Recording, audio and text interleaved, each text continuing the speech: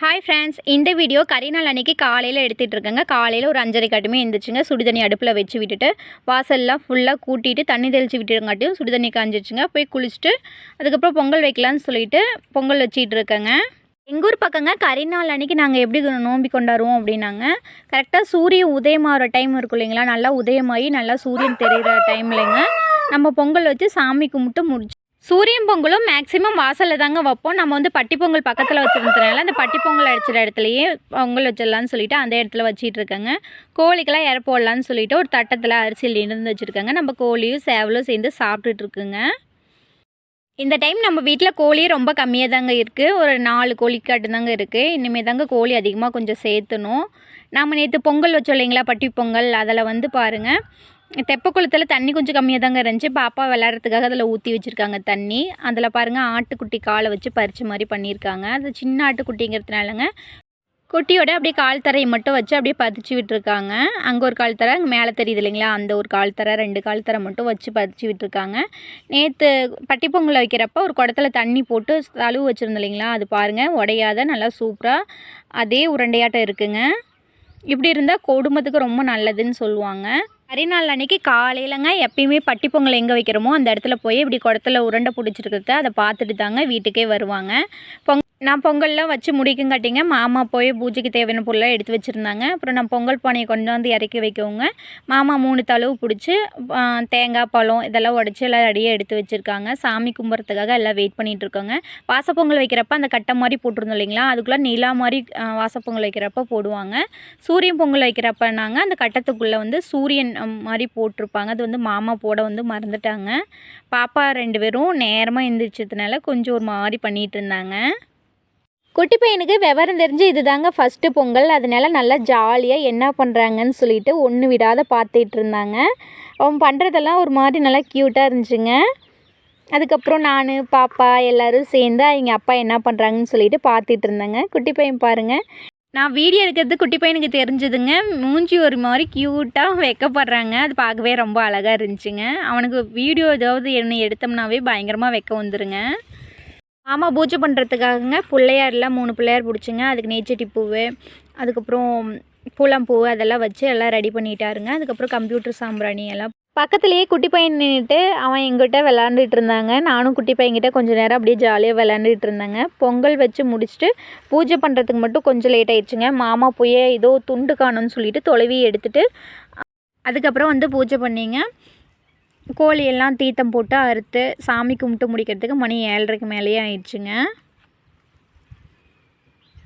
பொங்கல் வச்சு சாமி கும்பிட்றப்ப மேக்ஸிமம் எங்கள் ஊரில் ஜென்ஸ் தாங்க பூஜை பண்ணுவாங்க. அது மாதிரி மாமா பூஜை பண்ணிகிட்ருக்காங்க. பூஜையெல்லாம் பண்ணி முடிச்சதுக்கப்புறம் நான் போய் கோழி சேவல் பிடிச்சி எடுத்துகிட்டு வந்துட்டேங்க.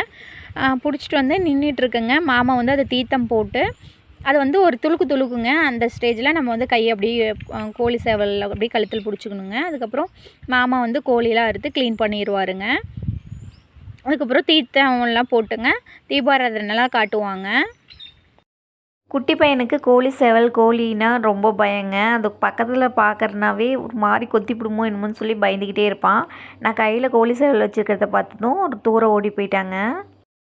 கோழி சேவலோட வாய் கால் எல்லாம் கழுவிட்டுங்க. அதுக்கப்புறம் கோழி சேவலுக்கு வந்து தீர்த்தம் போடுவாங்க. தீர்த்தம் போட்டதும் கோழி சேவல் வந்து நல்லா பலபலன்னு நல்லா சூப்பராக துளுக்கிடுச்சுங்க. அதுக்கப்புறம் கோழி சேவல் மாமா அறுத்துட்டுங்க அதெல்லாம் சுத்தமாக க்ளீன் பண்ணிவிட்டு அதுக்கப்புறம் மாமா கட் பண்ணிகிட்டு இருந்தாங்க. நான் அந்த கேப்பில் போய் வெங்காயம்லாம் உளிச்சிட்டுங்க குழம்பு வைக்கிறதுக்கு ஃபஸ்ட்டு வதக்கி விட்டலான்னு சொல்லிட்டு வதக்கிட்டு இருக்கேங்க. வெங்காயம் வந்து ஒரு 200 கிராம் இருக்குங்க. அது கூடவே ஒரு 4 தக்காளியை சேர்த்து நல்லா வதக்கி விட்டுலாங்க. இந்த வெங்காயம் நம்மளோட காட்டு வெங்காயங்க. நம்மளோட காட்டு வெங்காயத்தில் குழம்பு வைக்கிறம்போது அது ஒரு தனி ஹாப்பிங்க. இது கூடவே கொஞ்சமாக கறிவேப்பிலை சேர்த்து நல்லா வதக்கி விட்டுக்கலாங்க. ஓரளவுக்கு சூப்பராக வதங்கிடுச்சுங்க. இந்த ஸ்டேஜில் அதை ஆற விட்டுடலாங்க. எங்கள் வீட்டில் குழம்பு மிளகாத்தூள் இருக்குங்க. நான் வந்து தேவையான அளவுக்கு குழம்பு மிளகாத்தூள் சேர்த்துங்க. அது கூட ஒரு 4 பல் தேங்காய் வச்சுங்க நல்லா அரைச்சி எடுத்துக்கலாங்க. இந்த மிளகாத்தூள் சாந்தை வச்சே நான் 2 குழம்பு செய்ய போகிறேங்க. சிக்கன் குழம்பு வந்து காலையில் செஞ்சுட்டுங்க. ஈவினிங்காட்டும் ஆட்டுக்கறி எடுத்துகிட்டு வரேன்னு சொல்லியிருக்காங்க மாமா. அதனால் அதுக்கு பாதி எடுத்து வச்சிடலான்னு சொல்லிட்டு 2க்கும் சேர்த்து செஞ்சிட்ருக்கேங்க. மசாலா சேர்த்ததுக்கப்புறம் அந்த ஹீட்லேயே நல்லா வதங்கிட்டோன்னு சொல்லிங்க அப்படியே லைட்டாக வதக்கி விட்டுட்ருக்கேங்க. நல்லா வதங்கிடுச்சுங்க. இந்த ஸ்டேஜில் அரைச்சி எடுத்துக்கலாங்க.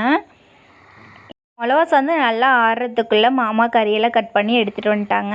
அது கூட தேவையான அளவுக்கு மஞ்சத்தூள் சேர்த்துக்கிட்டாங்க. கொஞ்சமாக உப்பு சேர்த்து கடல் பாசி சின்ன துண்டு ஒரு 2 துண்டு சேர்த்துக்கலாங்க. அது கூடவே அன்னாசிப்பூ 1, அதுக்கப்புறம் ஒரு ஏலக்காய் சேர்த்திங்க. தேவையான அளவுக்கு தண்ணி ஊற்றி நல்லா வதக்கி விட்டுக்கலாங்க.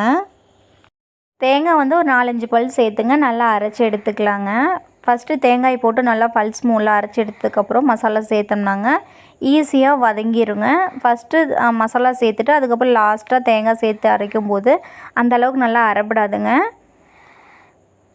நம்ம எடுத்து வச்சுருந்த மசாலா எல்லாத்தையும் மிக்ஸி ஜாரில் சேர்த்ததுக்கப்புறம் அதில் கொஞ்சமாக மசாலாவில் ஒட்டியிருக்கும் இல்லைங்களா, அந்த தண்ணியிலையே நல்லா அரைச்சி எடுத்துக்கிட்டேங்க. பாதி மசாலா வந்து மட்டன் குழம்புக்கும், பாதி மசாலா வந்து சிக்கன் குழம்புக்கும் தனியாக எடுத்து வச்சிட்டேங்க. இன்னும் கொஞ்சமாக மிக்ஸி ஜாரில் எடுத்து வச்சுருக்கேங்க. அது வந்து கறி தாளிக்கும் போது சேர்த்து செய்யலான்னு சொல்லிட்டு எடுத்து வச்சுருக்கேங்க.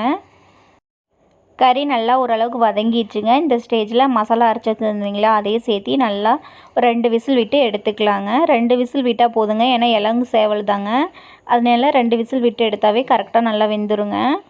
லெக் பீஸ் மாதிரி மாமா 2 பீஸ் போட்டிருக்காங்க. அதனால அந்த பீஸ் மட்டும் கொஞ்சம் பெருசாக இருக்குங்க. மற்றதெல்லாம் குட்டி குட்டியாக தாங்க கட் பண்ணி போட்டிருக்காங்க. ரொம்ப கெட்டியாக இல்லாத, ரொம்ப தண்ணியாட்டு இல்லாத மீடியமாக வச்சுருக்கேங்க. ஒரு கொதி நல்லா வந்துடுச்சுங்க. இந்த ஸ்டேஜில் தேவையான அளவுக்கு இஞ்சி பூண்டு பேஸ்ட்டு சேர்த்துட்டு குக்கர் மூடி போட்டு விசில் விட்டுறலாங்க. உப்பு கரெக்டாக இருக்கான்னு சொல்லி செக் பண்ணிவிட்டுங்க. 2 விசில் விட்டு எடுத்துக்கலாங்க. 2 விசில் விட்டதுக்கப்புறம் கறி வந்து தாளித்து விட்டுறலாங்க. தேவையான அளவுக்கு வடைச்சட்டியில் வந்து எண்ணெய் ஊற்றிக்கிட்டேங்க. அது கூடவே கடுகு உளுத்தம்பருப்பு சேர்த்து நல்லா பொரிய விட்டுறலாங்க. ஓரளவுக்கு நல்லா பொரிஞ்சதுக்கப்புறங்க இது கூட இஞ்சி பூண்டு பேஸ்ட்டு 1 டேபிள் ஸ்பூனுக்கு மேலே சேர்த்துக்கலாங்க. நாட்டுக்கோழிக்கு எந்த அளவுக்கு இஞ்சி பூண்டு பேஸ்ட் சேர்க்குறோமோ அந்தளவுக்கு டேஸ்ட் வந்து நல்லா சூப்பராக இருக்குங்க. இஞ்சி பூண்டு பேஸ்ட் நல்லா வதங்கினதுக்கு அப்புறங்க அது கூட காரத்துக்கு தேவையான அளவுக்கு பச்சை மிளகாய் சேர்த்துக்கலாங்க. நான் ஒரு 4 பச்சை மிளகாய் சேர்த்துருக்கேங்க.